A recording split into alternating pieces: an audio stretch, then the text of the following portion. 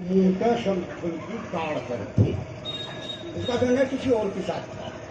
आप सब जाने किस मुंह से टाड़ कर दूं जिस कार्य को चौधरी जयंत नहीं कर पाया था, वो नहीं अजीत से वो काम जयंत ने कर दिया।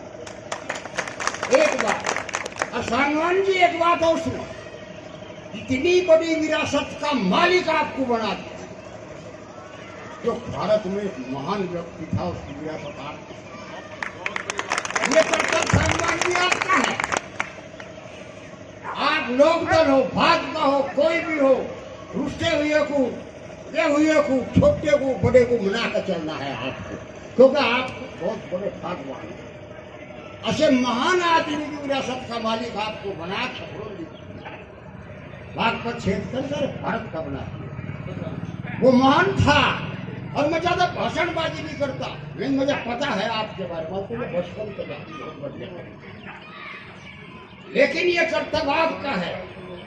भाजपा के एमएलए हैं, चाहे लोकदल के हैं, और चाहे पुराने हैं और चाहे नए हैं, सबको साथ लेकर तुम्हें चलना है, तुम्हारा कर्तव्य है। क्योंकि तुम आज हो तो तुम लिया जी, तो तुम गया तो कोई बात नहीं, लेकिन मेरी बात पर मत और बताने वाले के बस की बात नहीं है। वो काम आपका है माननीय, और आपका है।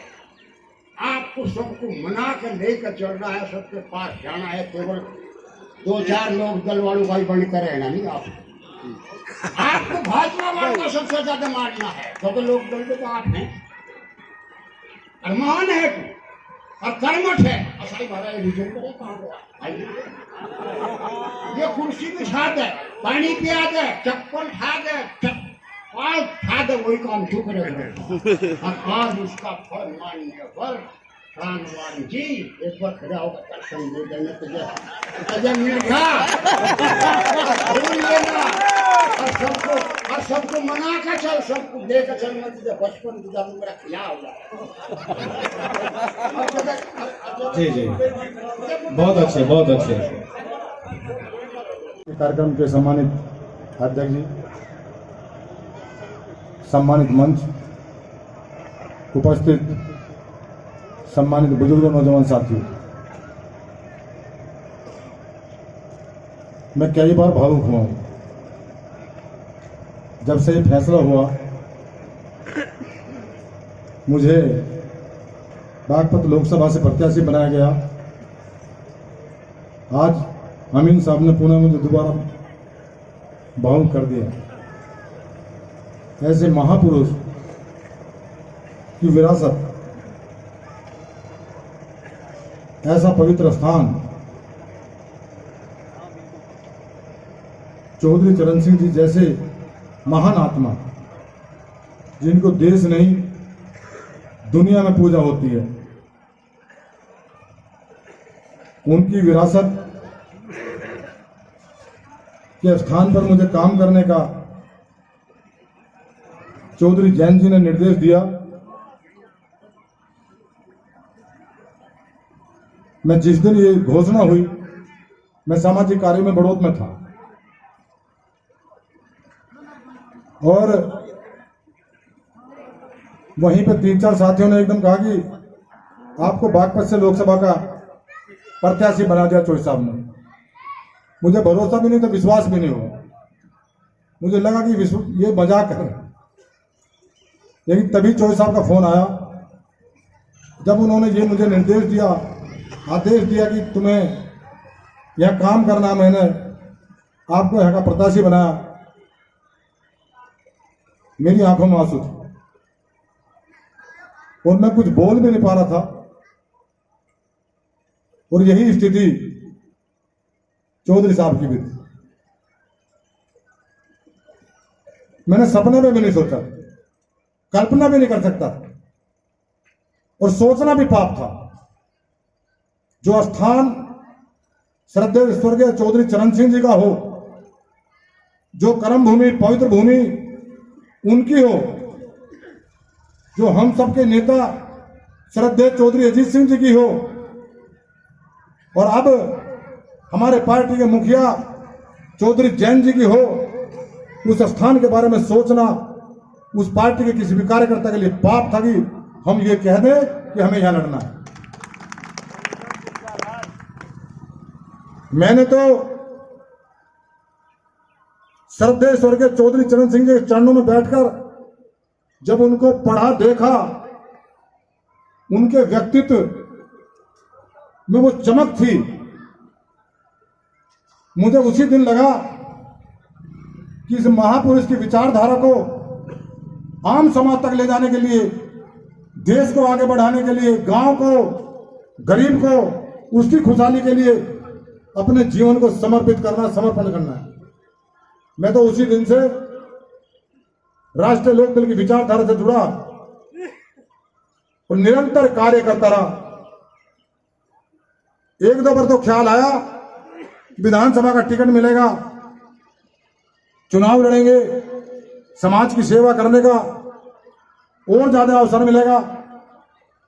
लेकिन 2022 में उम्मीद भी थी, चौधरी साहब ने कहा अभी तक तुम्हें लड़ा रहे हैं, लेकिन गठबंधन में जो दूसरा दल था उनके मुखिया ने कहा कि मेरे व्यक्ति को आप अपने सिंबल पे अपनी उस विधानसभा से चुनाव लड़ा दो। बड़ा कठिन पल था चौधरी साहब के सामने वो भी फैसला लेना कि जिस कार्यकर्ता से प्रेम करते हो, मोहब्बत करते हो, भरोसा करते हो, विश्वास रखते हो, उसको किस तरह मौका ना दें। लेकिन मैं समझ गया था। मैंने कहा चौधरी साहब बेझिझक होकर हिम्मत से फैसला लो, आपका जो आदेश होगा, हम सब श्रद्धेय स्वर्गीय चौधरी चरण सिंह जी की विचारधारा को मानने वाले हैं। हम स्वार्थ में राजनीति नहीं करते।